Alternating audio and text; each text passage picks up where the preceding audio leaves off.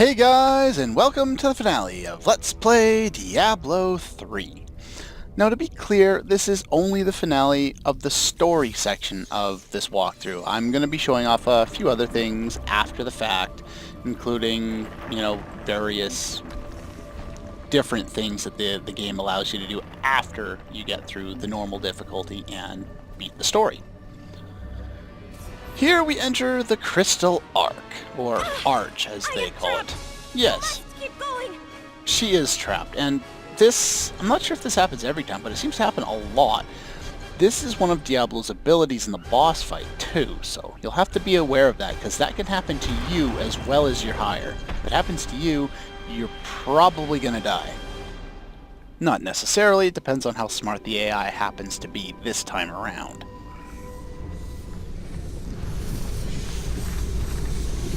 He's a snowflake.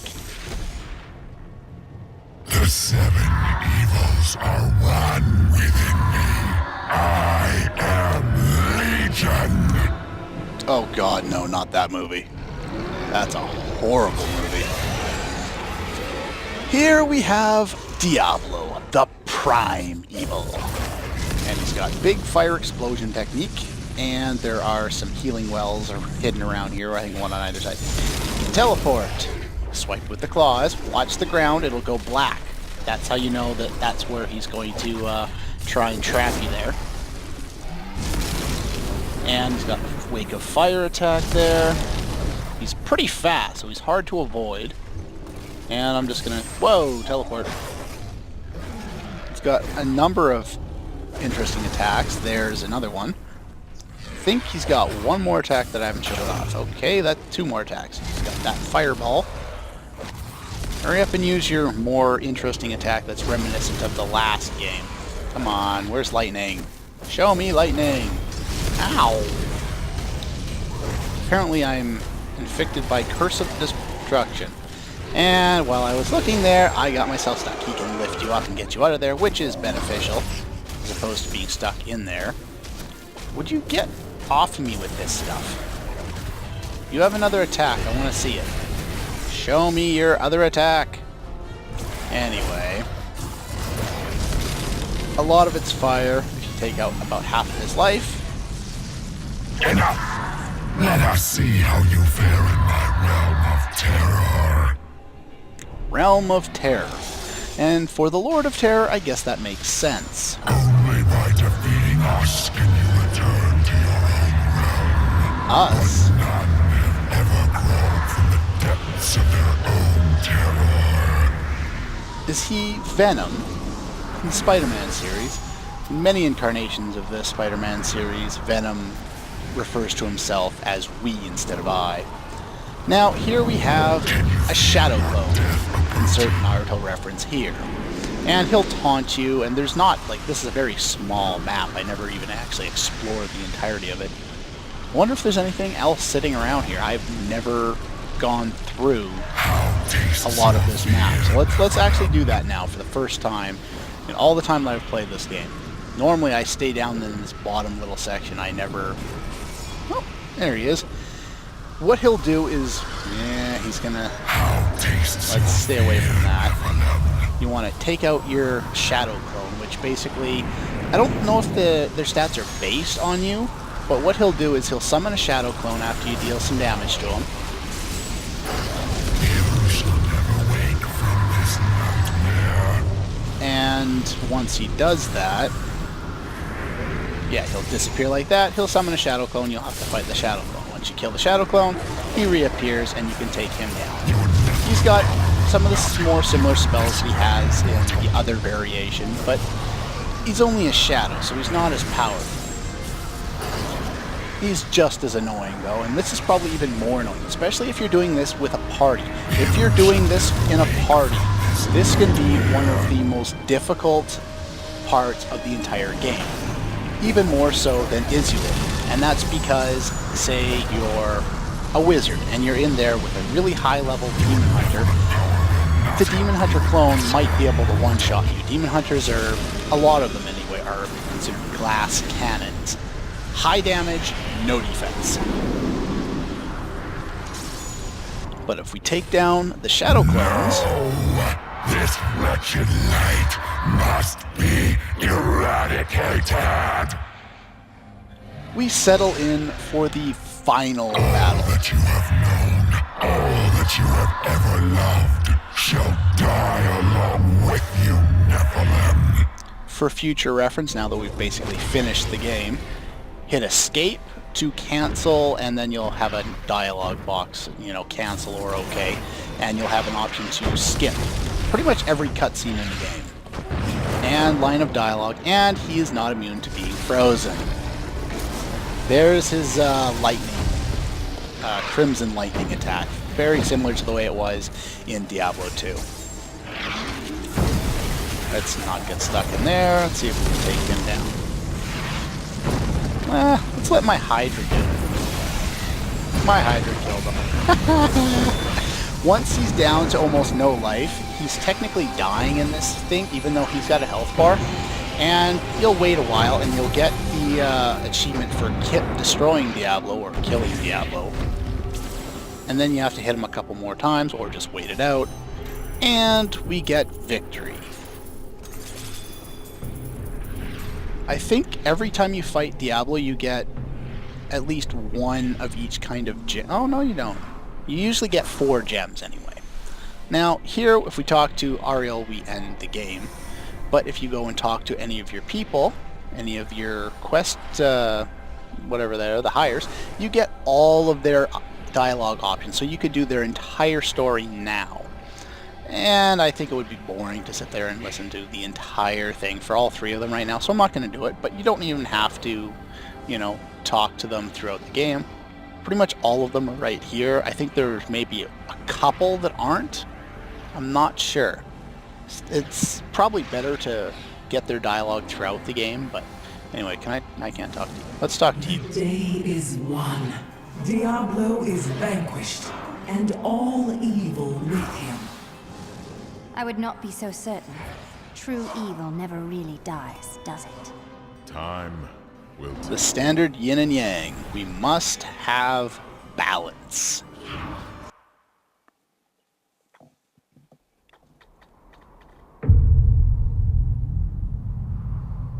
One more cinematic. In the end, it was a mortal heart that saved 2 worlds from ruin and cast down the prying evil forever.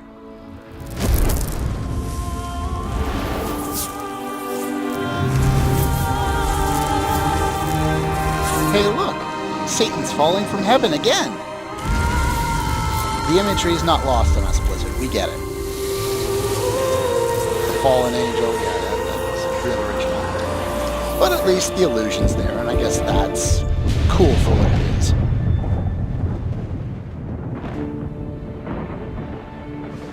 A new day breaks for both angels and men. Well, what about For the poor mankind's demons? greatest champion, the Nephilim, rose to confront the darkness that we, in our pride, would not face. I don't think pride was the problem. I think lack of ability was the problem. Imperius tried to fight him. He failed. Miserably at that. Tyrael. My brethren, I will take my place among you once again. But this time, as a mortal.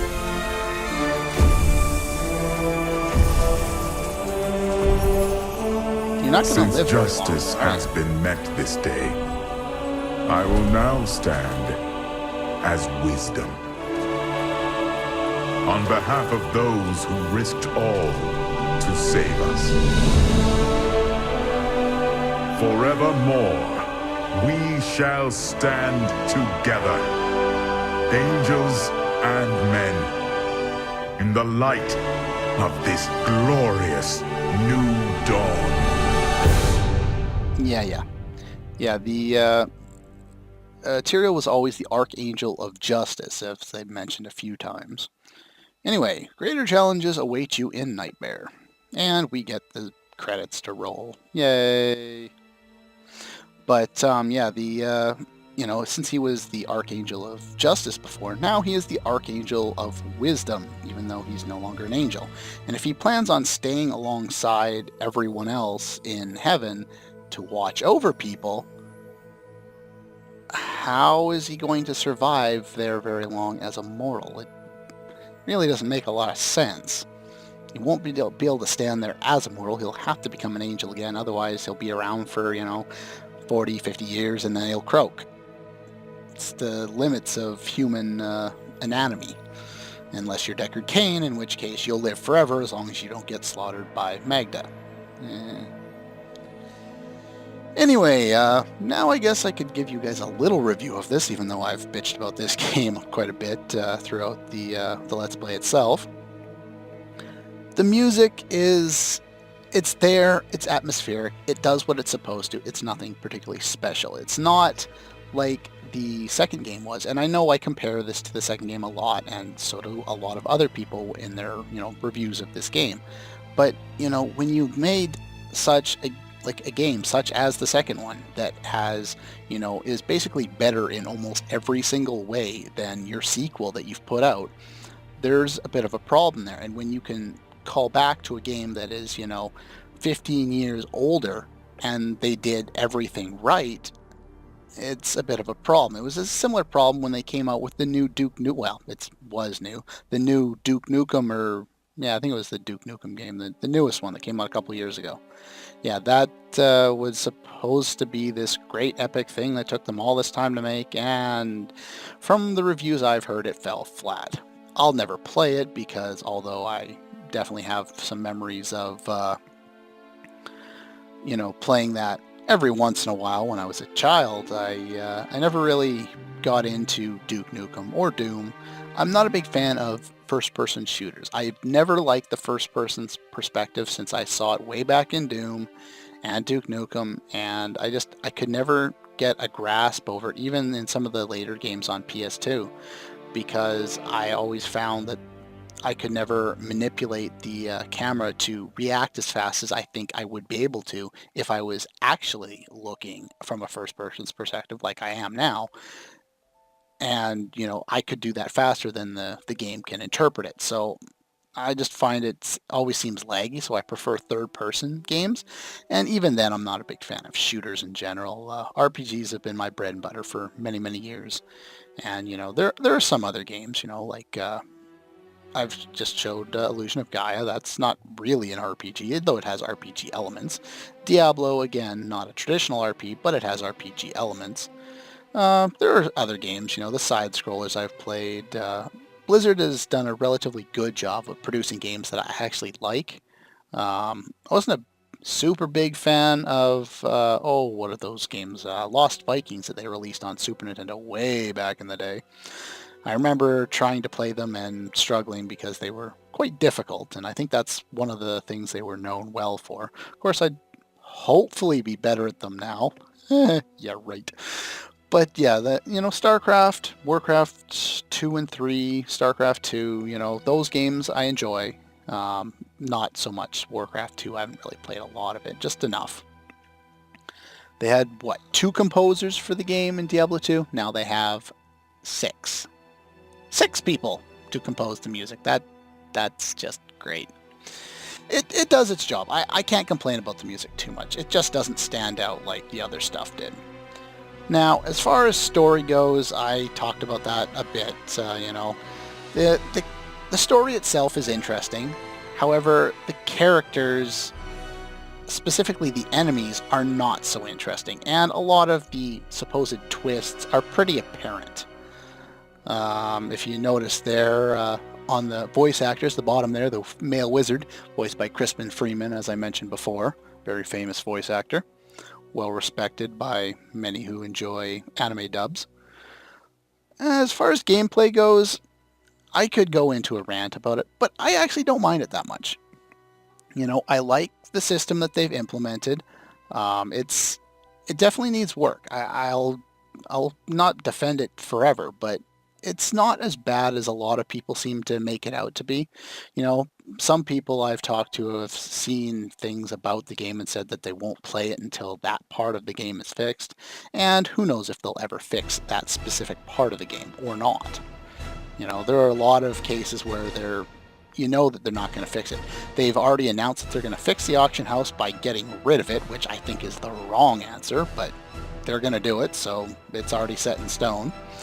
Other than that, you know, I find the gameplay works reasonably well. I'm not a big fan of the rune setup. I preferred the skill setup we had in Diablo 2, and something like Path of Exile has a very similar setup to that. Although Path of Exile has way too many skills. Way too many.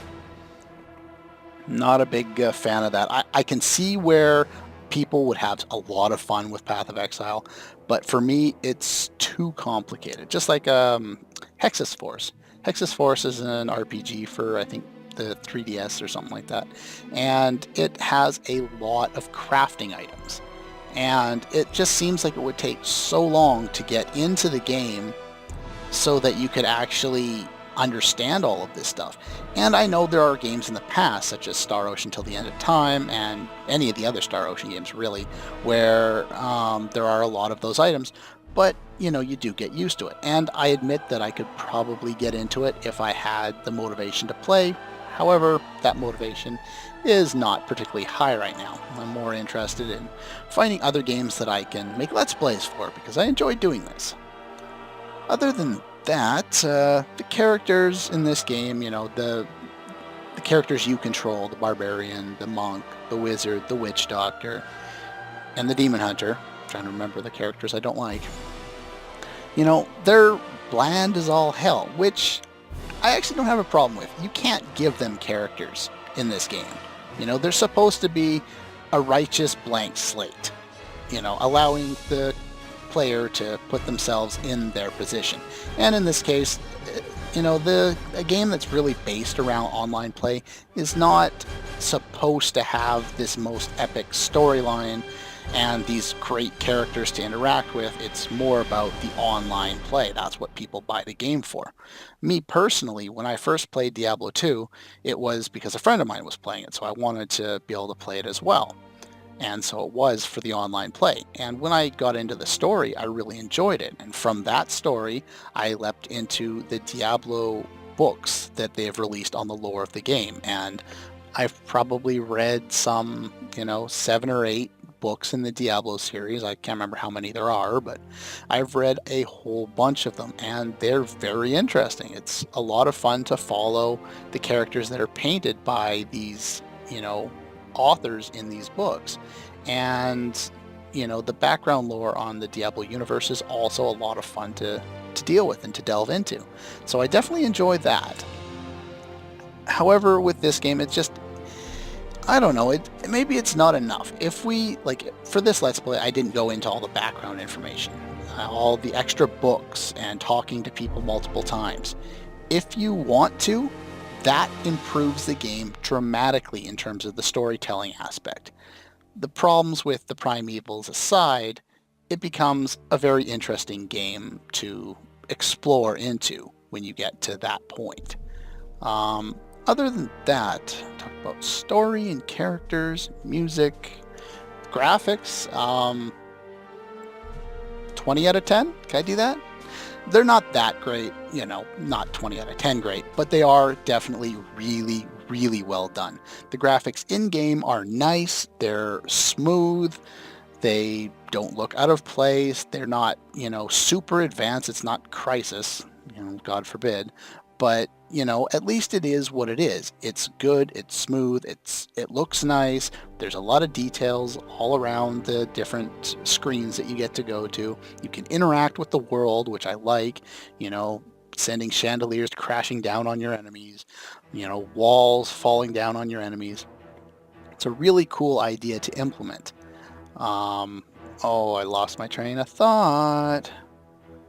Where'd that train of thought go? I have no idea. Where did it go? Yeah, but, the game's a lot of fun. It's just not the greatest thing in the world.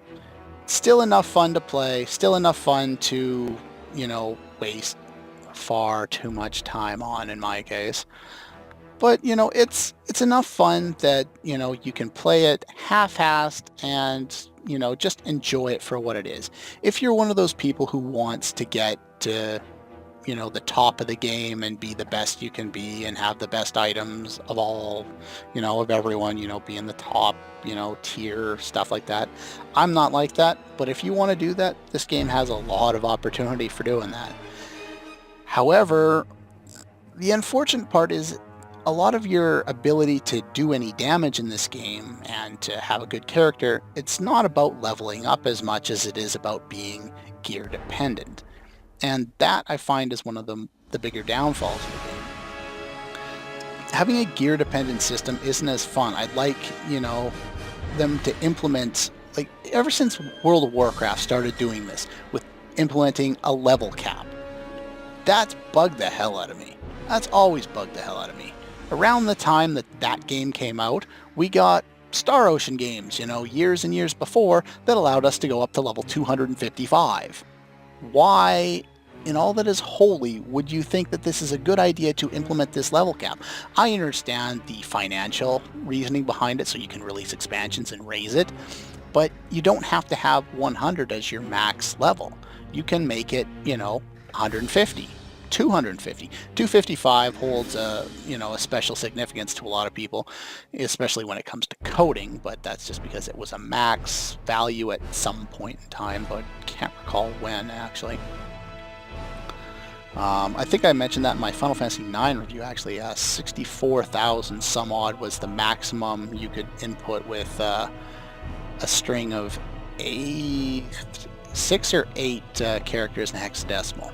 And so that was like the max life they could do back in like Final Fantasy II on the NES, and they just threw those values in there for the HP in Final Fantasy IX, even though they could have made much more HP enemies at that point, just as kind of a reference back to the old thing, because that's what that game was designed to do.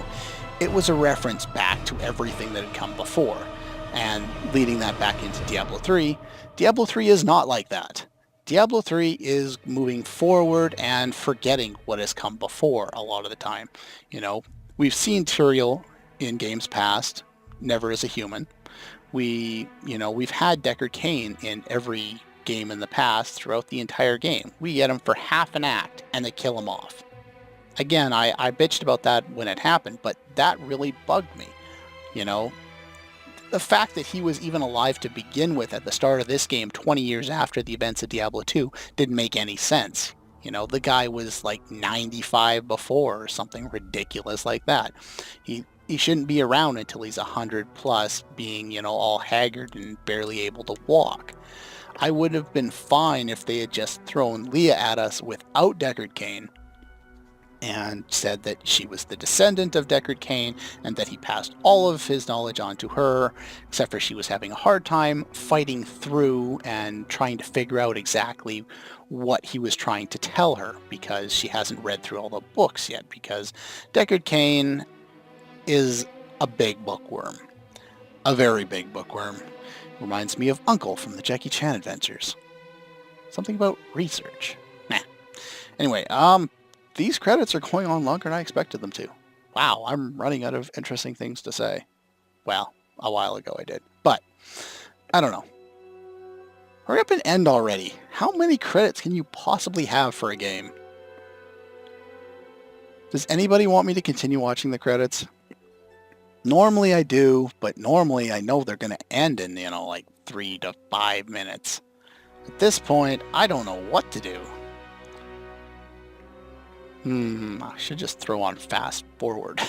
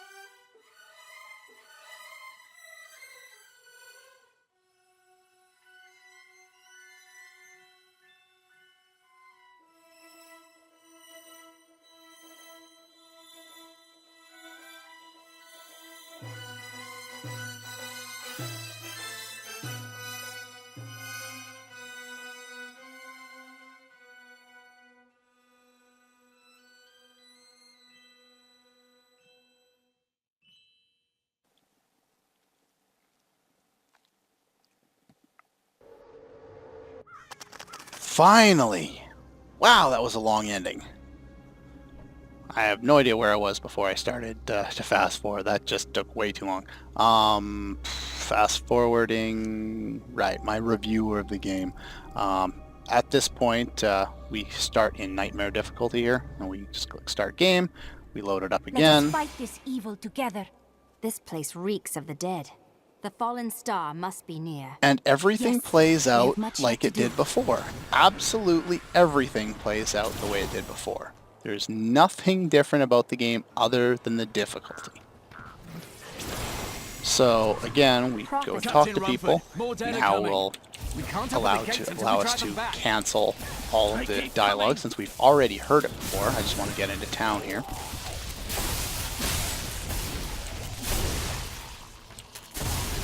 All right. Never seen anyone. Yeah, you talk too much. Open the gates. Burn those corpses before they rise again. And yeah, so would I recommend this game? That's the question I wanted to answer. Yes and no. I would recommend that everyone try it once, especially if they played any of the other Diablo games in the series. And now he's dead. If you haven't and you're not particularly interested in what you've seen here, then don't bother. You know, it's not like it's a highly recommended title. It's just a reasonably high recommended. That's not bad. It's not good either. It's not super high on my, desired to play games list, but it is interesting, and it's definitely worth checking out at least once if you're interested. Anyway, that's all for this episode. Next time we will be going and doing some bonus stuff afterward. I'll be showing off, who knows. I'll figure it out before the next one starts, and then you'll have to see and join me when I see you guys next time.